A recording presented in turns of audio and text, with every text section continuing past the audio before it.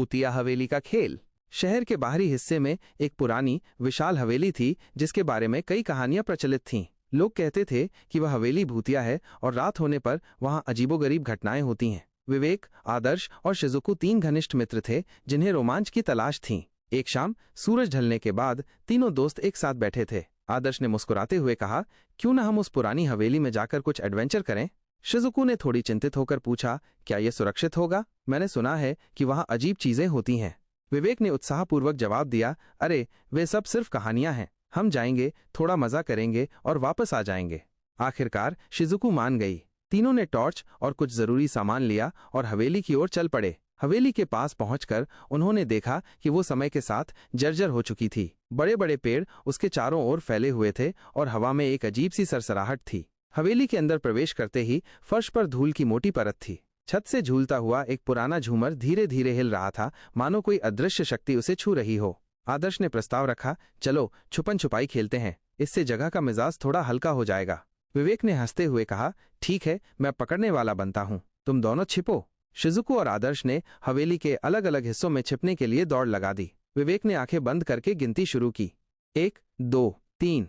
जब विवेक ने गिनती पूरी की तो उसने शिजुको को खोजने की कोशिश शुरू की। अचानक उसे सीढ़ियों पर किसी के कदमों की आवाज सुनाई दी। उसने सोचा कि शिजुको या आदर्श में से कोई छिपने की जगह बदल रहा है। विवेक ने सीढ़ियों पर कदम रखा और ऊपर की ओर चल पड़ा। ऊपर पहुंचकर उसने एक लंबा गलियारा देखा जिसकी दीवारों पर पुराने चित्र लगे थे। अचानक एक चित्र से निकलकर एक छाया सी गुजरी। विवेक ने चौंक कर पीछे मुड़कर देखा, लेकिन वहां कोई नहीं था। उधर शिजुको एक पुराने पुस्तकालय में छिपी थी। उसने देखा कि एक किताब स्वयंस्फूर्त ढंग से शेल्फ से गिर गई। वो डर गई और बाहर निकलने का सोचने लगी। तभी एक धीमी सी हंसी की आवाज उसके कानों में पड़ी।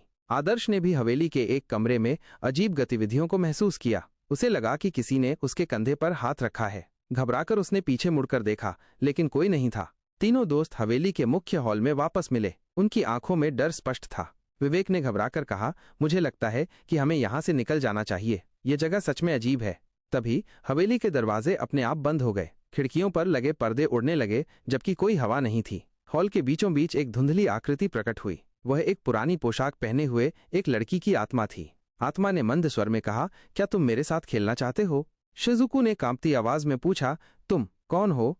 आत्मा ने उत्तर दिया, मैं इस हवेली की पूर्व निवासी हूँ। सालों से कोई मेरे साथ खेलने नहीं आया, अब तुम आए हो तो मत जाओ। आदर्श ने साहस जुटाकर कहा, हम सिर्फ घूमने आए थे, हमें नहीं पता था। आत्मा ने बीच में ही बात काटते हुए कहा, अब जब तुम आ ही गए हो तो खेल पूरा करके ही जाओगे। हवेली के सभी दरवाजे और खिड़कियां बंद हो गईं। फर्श पर एक चमकीला चक्र उभर आया और हवेली के अन्य कमरों से भी कई भूतिया आकृतियां प्रकट होने लगीं। विवेक ने चिल्लाया, भागो! तीनों ने बाहर निकलने का रास्ता ढूंढने की कोशिश की, लेकिन हर तरफ से भूतों ने उन्हें घेर लिया। तभी शिजुको को अपनी जेब में रखा छोटा सा दर्पण याद आया। उसने सुना था कि आत्माएं अपने प्रतिबिंब से डरती हैं।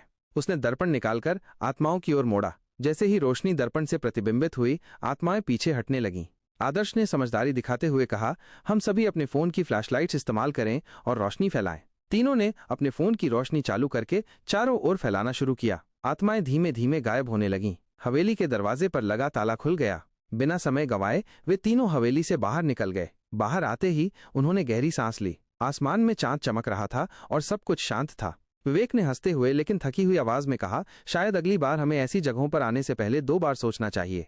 शिजुको ने मुस्कुराते हुए कहा, कम से कम हमारे पास अब बताने के लिए एक रोमांचक कहानी है। आदर्श ने सिर हिलाते हुए कहा, हाँ, लेकिन अगले एडवेंचर के लिए किसी पार्क का चुनाव करेंगे।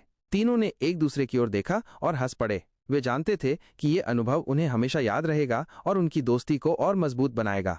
अगली सुबह उन्होंने फैसला किया कि वे इस घटना के बारे में और जानेंगे। उन्होंने स्थानीय पुस्तकालय में जाकर हवेली के इतिहास के बारे में खोजबीन की। उन्हें पता चला कि वो लड़की जिसकी आत्मा उन्होंने देखी थी, हवेली के मालिक की बेटी थी, जो सालों पहले एक दुर्घटना में मारी गई थी।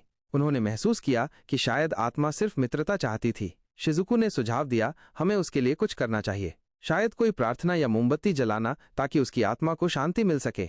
विवेक और आदर्श ने सहमति जताई। उन्होंने हवेली के पास जाकर एक मोमबत्ती जलाई और उसके लिए शांति की प्रार्थना की। हवेली के ऊपर से एक हल्की सी रोशनी चमकी, मानो आत्मा ने उनकी प्रार्थना स्वीकार कर ली हो। उस दिन के बाद हवेली से अजीब घटनाएं घटनी बंद हो गईं। लोग कहते हैं कि 3 दोस्तों ने उस आत्मा को मुक्त करने में मदद की। सीख, कभी कभी डर के पीछे छिपी होती है एक अधूरी कहानी। अगर हम समझने की कोशिश करें तो हम न केवल अपने डर को जीत सकते हैं बल्कि किसी और की मदद भी कर सकते हैं।